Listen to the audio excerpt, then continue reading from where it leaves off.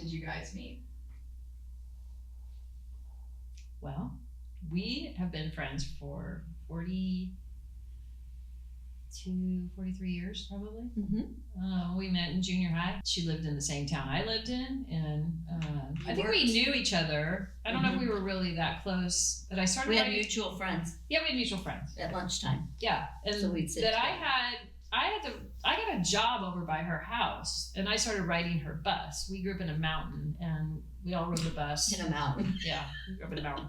But we all rode the bus. It was just standard protocol because parents can't take you. You know, sometimes we lived 20, 30 minutes from our school. I mean, some kids live farther. So it was standard. But I started riding her bus home to go to my job, and that's kind of how then we just became hellions together. She could see it, I could see it. We had the sparkle. We're like, we're gonna go on some adventures together, aren't we? So that's kind of how that worked out. And then she would help me work, and he would come down, and I think we got super solid. And then we would, you know. Our friendship happened very fast. It did. I think. Yeah, we went from like, we knew each other to like, oh, we're best friends. You know, like we're like, we think the same, or we like to do, we're pretty adventurous. I would say that that's probably the one thing that about you and I is that we were not afraid to take some risks and have some fun. Like it just was what was. So when you find that in somebody, and you find the person that's like willing to, you know, put up with your shenanigans and just jump in someone's car. Yeah, steal this thing, and off we went. So we were, you know, we saw it in each other, like whatever it was that maybe we hadn't seen before. We saw something and we're like, oh, we're going to be best friends. And then we just pretty much just were together all the time after that. I don't really remember there a time after that where it was like we weren't friends and came back. We were pretty much after. All through high school. Yeah.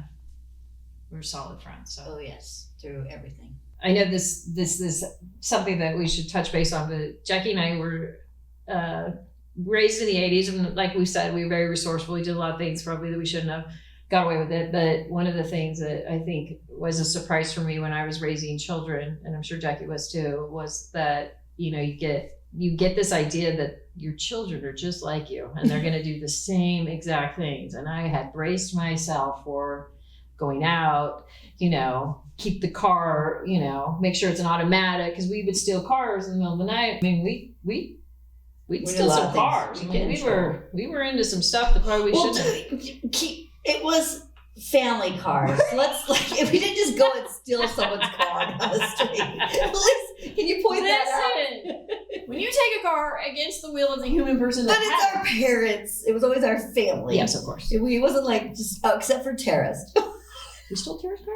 Yeah, the bachelorette party. Oh yeah, we had to go find our boyfriends. Yes, that's a whole other story. We borrowed it. That was silly. There was a time in life when we decided we were gonna really be friends, and we're about 15 years old. I think that was my deciding moment that you're my. This is it. You're my Thelma and my Louise. That's right. That's exactly what happened. The Thelma and Louise night. But we were only 15. We were like, how old was Thelma and Louise? I know, it was older. A bit older. But one night, I said, yes. You want to go out? And my mom was going somewhere. I don't remember where she was, but she had a little Porsche. And so my brother could drive, and he had his own car, and he left. And I was like, I don't want to get home. I don't want to stay home. I'm coming to pick you up. So she lived on an access road. I'll meet me at your top road. And it was foggy. It was snowy. Foggy and snowy. We're in my mom's Porsche and this. And we're not even. It was like that sleet kind of snow. Yeah. And not really all that experience driving a stick shift. No. And now when I look back and think about all the grinding, I didn't realize the damage it was doing also. Remember, we'd be like... I think 2 Porsches, you have to pop them in to get them into reverse, maybe. I think they're part of the Volkswagen. I don't know how we got it, but I went over to her house. I picked her up in my mom's Porsche. And we went to school. Didn't we go to school? There was a dance or something going on. There's something going on, and we went to the school. It starts to snow. My mom's Porsche is very close to the ground. We're slipping and sliding. We go back, but we decide before we're going to take my mom's Porsche back to the house is that we've used the gas. And that's very important when you steal cars. is that you have to return it to somewhere where the tank used to be so that you don't get in trouble. So we pulled into the Chevron station to pump gas, and we got out, and I think I circled the car like twice, and she was in it. And then I got back in, and I was like, yeah, don't know where the gas is. You want to go see what you can find? Just like circles the car a few times. And the sheriff has pulled into the parking lot with us, and we're like, oh my God, we're going to go to jail. We're going to go to jail. We're going to go to jail, panicking that we need to put gas in this car, and we can't find the gas tank. We don't know where it's at. We're just like, we're going to have to go without it. So then we went back home. I think we went over, did we go over to my brother's? No, we went to do a drive-by at my Welsh's house. The Welsh's house, yeah. Because your brother was over there. Was it in that Porsche, or was it in my brother's car? That was in the Porsche. It was in the Porsche. So it was in the Porsche. Did continue on that night. And, that was the beginning of Thelma and Louise.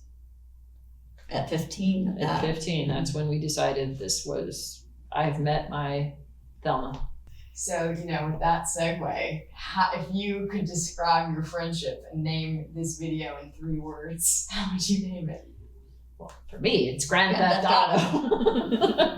A lot of it. Yes. We're not even touching on some of it, just some of it. So a lot of just Grand Theft Auto in our younger years. Like, that's how we bonded. That's what we did. And from then on, we had crazy, wild car stories. Oh, it wasn't just taking cars. It was also just jumping into cars. Just jumping with people we had no idea. Yeah, we had no idea they were. Had to get somewhere. We had to get somewhere. We did it. It was a different time then. Different time. Way different time. You wouldn't do that now. No. If my child did that, I would be telling them they're nuts. But I think that's part of it too, is that we did survive all those things, and there were some crazy things that we did and survived. And I think that, that's just a nod to our friendship, because we did do some things we shouldn't, and nobody ever messed with us, because it was like, maybe we were a force of nature together. I think that's true. And it just, people didn't really bother us like that. It was like, not those two. And if there was something, if my parents couldn't find me, or they wanted something was going on, their first call was to Jen. Right. To find out where is she. Yeah, like, she ran away. She ran away one time. Yes, I did. I should have got it. I was afraid. I didn't run away. I was afraid I was going to get into trouble because I was coming home late. And so I was like, So she just stayed. I'm just going to stay where I'm at. And what's funny is the next day was a school day. I still went to school. The next day I went to school. So they called the school, and they knew the vice principal at that time. And he came up to me and he's like, Jackie, where have you been?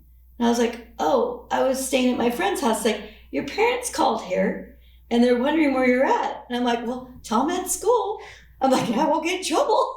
No, the part she's not telling you is when she's decided not to come back, her dad showed up at my house with her mom and my mom. And I come in, and I'd just been with her, and I knew she wasn't coming home. And I came in, and her dad and her mom and my mom are on the couch, and they're like, you know where she's at.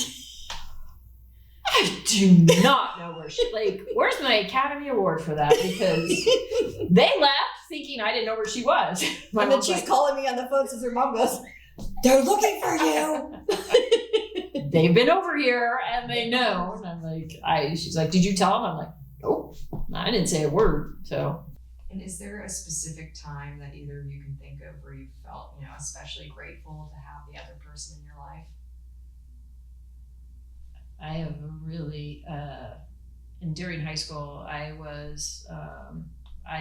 had a situation. I got pregnant at 17, and my life fell apart, crumbled. I was I was really just fish out of water. I had no idea what was coming or going. It was just something that was happening to me, and just that support, especially from my friends, is just always going to resonate with me. Like, if you stood by me on that, there's nothing I'm not going to stand by you on too. You know what I mean? Like, to pick me up off the floor and say, you got this, keep going. That's important. You did a good job. You did a good job. You get through it. Yeah. So for me, that's, that's never going to be far from my life.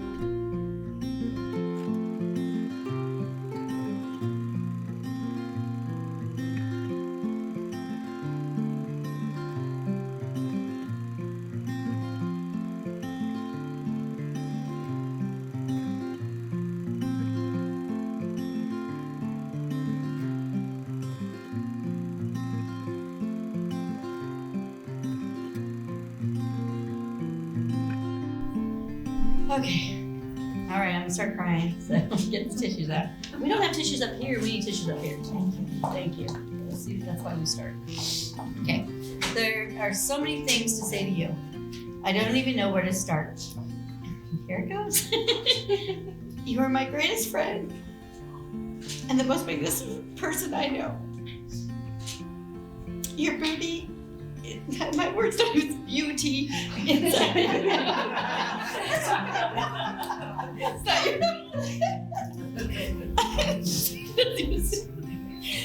okay. Whew. Your beauty inside and out shows through in everything you do. From the first time we met, there was something between us that is almost undescribable. I knew that you would always be a part of my life, even when we had our break. And I am so thankful for the bond we share. I am grateful for you and everything we have experienced together, from car theft auto. You all want to know about that, huh? Racing each other in the younger years, hating each other's boyfriends when we didn't feel they were good enough for the other, to getting our first apartment together when we both left home at 18. Your friendship has been a sanctuary in both good times and bad. The laughter we've shared, the adventures we've embarked on, and the heartfelt conversations we've had are precious memories I hold to my heart. Your ability to understand me, even in moments of silence and distance, has been a comfort beyond words. I live in California. I don't know if everybody knows that. That's the distance. Thank you for being my confidant, my partner in crime, and my source of endless joy. I have always been impressed and proud of you from the moment you took on the role of a single young mother. You never let that be your title. You showed all those haters with your determination, ambition, and enthusiasm. You became a very successful woman. I am so grateful to have you in my life. Your presence brings a unique kind of joy and comfort that I cherish deeply. Your unwavering support during both the highs and the lows of life has been a constant source of strength for me when we were together. I miss you. Those years we weren't in touch, but I know it was part of our path in life to realize how much we needed each other. Okay. I appreciate the way you listen without judgment, understand without words, and love me without conditions. Your kindness knows no bounds, and your generosity, both in laughter and understanding, is a gift I treasure every day. Thank you for being the wonderful, caring person you are, and I am profoundly lucky to call you my incredible best friend, and I look forward to many more years of laughter, adventures, and shared moments. Yeah, I worked on that. Let me know I didn't put husband, I put That'll be okay. Okay, here we go. Thank you for always being my ride or die. I mean that figuratively and literally. From day one, we just spent life and adventure, the greatest adventures. We've escaped life and death situations more than once. Every time we do, my memory always goes to looking at you and seeing you just smiling, and that sparkle in your eyes, the same sparkle that is in mine. I am convinced we were sisters in a previous life. There's no other way to explain the connection. It's like we've been together before. I'm forever changed and blessed to have you in my life. There's always one thing you need to know, because I want you to know this. If something happens to me, you are the reason I survived those years when I had Tay. I remember looking for someone somewhere to just tell me what to do or how to be in a world that felt like it was crumbling around me. And what I will always remember is that you never even once left my side. You held my hand and patiently waited for me to find my footing. You battled the monsters for me when I had no strength to do it, to believe in me when I didn't believe it myself. When I needed to shove in, you shoved me. And when I needed to fight, you fought back and taught me to fight for myself. You are one of the most genuine, loving humans on this planet, and individuals who get to receive your love are not only lucky, they're truly blessed. You don't do anything half-assed. You do everything at full throttle. That includes loving God for the ones you don't like. Okay, I like all of you. I'm not only like to feel like I'm so lucky when I feel like I won the lotto to be loved by you. It's forever one of my greatest blessings. Never, ever, ever forget. If ever you need me, even if we're going to jail, doing it. I am here forever. You're my ride or die. I love you.